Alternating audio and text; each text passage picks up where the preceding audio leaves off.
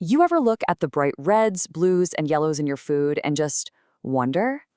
Well, there's a really fascinating and honestly a surprisingly complex story behind the colors on our plate. And that story is on the verge of a massive revolution. So let's dive into how science is totally reimagining the very colors we eat. It's a question a lot of us have asked, right? You see a super brightly colored candy or drink, and this little voice in your head goes, is this actually okay to eat? And that one question, that little doubt, is at the heart of a huge shift happening in food science. So you've got this major push and pull happening. On one side, we, the consumers, are practically shouting for natural, safe, and eco-friendly options. But on the other side, you've got the regulatory world, which, well, it moves at a very different speed. Agencies like the European Food Safety Authority, the EFSA, are pretty much in a constant cycle of reevaluating synthetic dyes, and some of these have been on the market for decades. It creates this real tension between what we want and what the system is currently built to handle.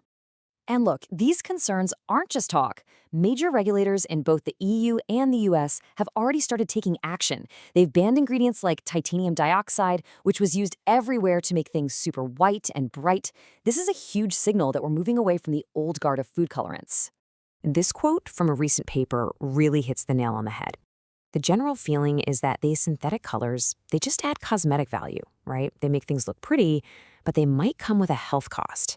And that creates what a lot of people see as a risk that we just don't need to be taking. Okay, so if the old system is under fire, where do we go from here? This is where things get really, really cool.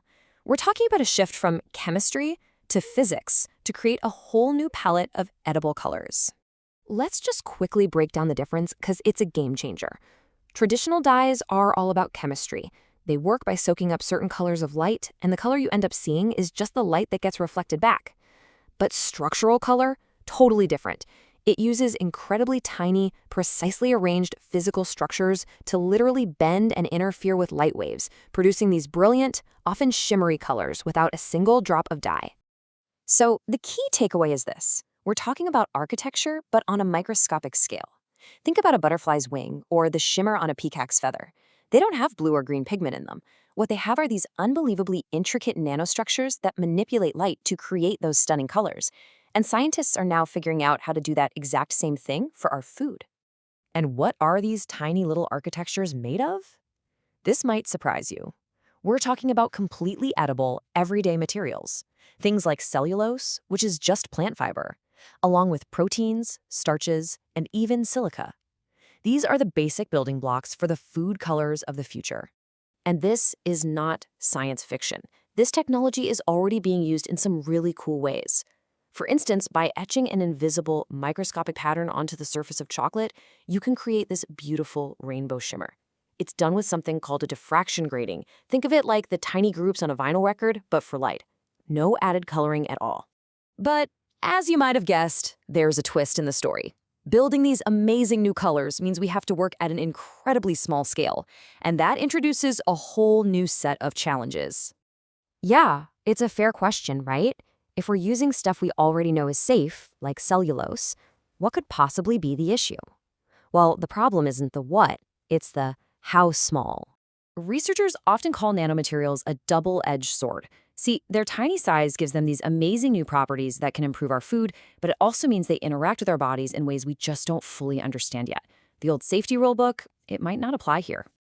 Think of it like a set of scales. On one side, the benefits are massive. Nanotechnology can extend shelf life, deliver nutrients more effectively, and just make our whole food system way more efficient.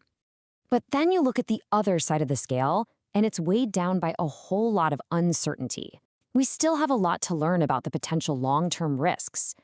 Things like how these tiny particles might stress our cells or build up in our bodies. And without clear answers, that risk side of the scale looks pretty heavy. And that gets us to the core regulatory problem. Our current safety tests, the ones we've used for years, were made for regular old chemicals, not for materials engineered at the nanoscale. So even if you start with something totally harmless like starch, the second you shape it into a nanoparticle, it basically becomes a new food in the eyes of regulators. And that means it needs a whole new, much more complicated safety assessment. So how do we fix this? How do we test these new materials accurately and efficiently so we can rebalance those scales? Well, the answer lies in some pretty incredible new technology. Let me introduce you to microphysiological systems, or MPS. You might have heard them called organs on a chip. And that's basically what they are, tiny devices that recreate the function of human organs, like our gut, right there in a lab. This lets us test things in a way that's much more relevant to actual humans than ever before. Take a look at this. A gut on a chip isn't just some flat layer of cells in a petri dish. No, it mimics the complex 3D structure and the dynamic environment of our real intestines. This allows scientists to see how our bodies would actually process these new nanocolorants, giving us safety data that is way more predictive and reliable. Now, these gut-on-a-chip systems, they produce a massive amount of incredibly complex data, just a flood of it. And to make sense of it all, we need one more crucial tool in our toolbox: artificial intelligence. AI is the perfect partner for NPS technology. It can sift through all of that rich data and spot subtle signs of toxicity that a human might totally miss. It can run simulations to predict what might happen after years of exposure. And, critically, it can help standardize testing methods, which is absolutely essential for getting these new technologies approved by regulators. So let's go back to our scales metaphor one last time. The problem was that the risk side was heavy with uncertainty, right?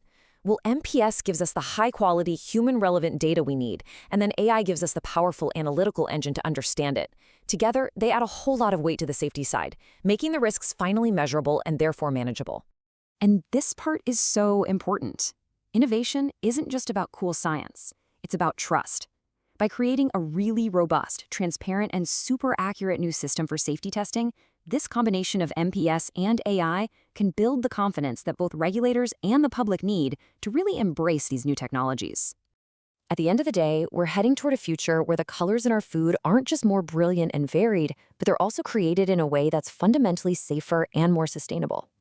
With these powerful new tools in our hands to ensure safety, the answer really seems to be yes. The next generation of food coloring promises a full spectrum of possibilities, all engineered for both beauty and our peace of mind.